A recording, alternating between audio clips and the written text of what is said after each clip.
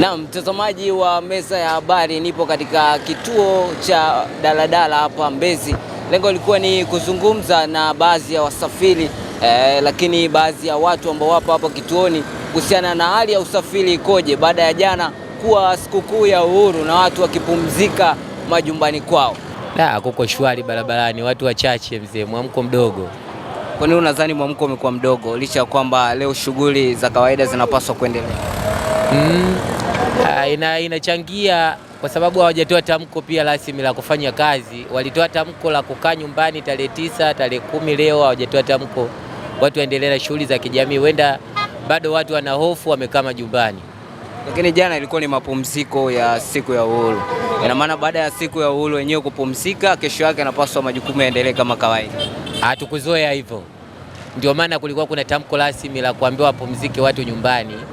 Ndio maana hata leo watu tu wamefanya maamuzi ya kuamka kutokana na njaa na mahitaji hapa na pale, wametoka watu kutafuta riziki, lakini hakuna tamko lililotamkwa leo waendelee watu na shughuli za kijamii, ila tamko la kukaa nyumbani kama Uhuru Day lilitoka.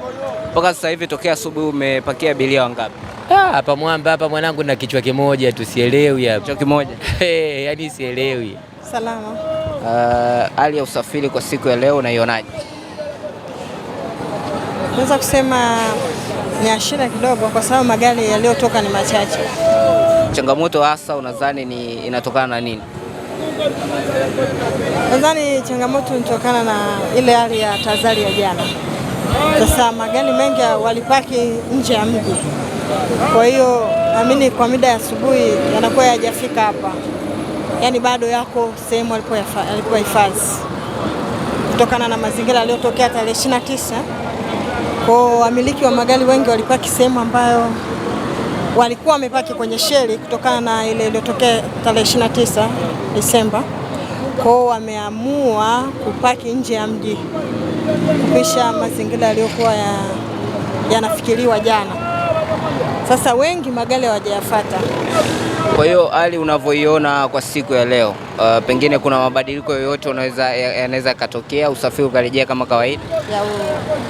Na hisi magari yanazidi kuongezeka, hata ukienda hapo stendi magari kidogo yanazidi kuongezeka. Yaani magari yalipokuwa sasa yanakuja.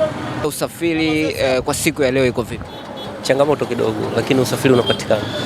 Usafiri unapatikana lakini kwa changamoto. Ndio. Hasa changamoto kubwa ambayo umeiona ni ipi? Nafikiri bado watu wanauoga.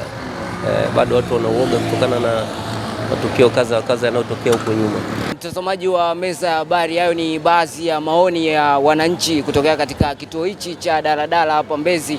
Wengine wakiwa wanatumaini ya kwamba licha ya kwamba usafiri ni wa changamoto kwa sasa, lakini kadiri masaa ambavyo yanazidi kuongezeka ndivyo ambavyo magari yatazidi kuongezeka barabarani, na matumaini ya wao kuondoka na kufika kule ambako wanataka kwenda kwa siku ya leo yatakuwa makubwa. Mimi ni Mtani Joktan kutokea hapa Mbezi.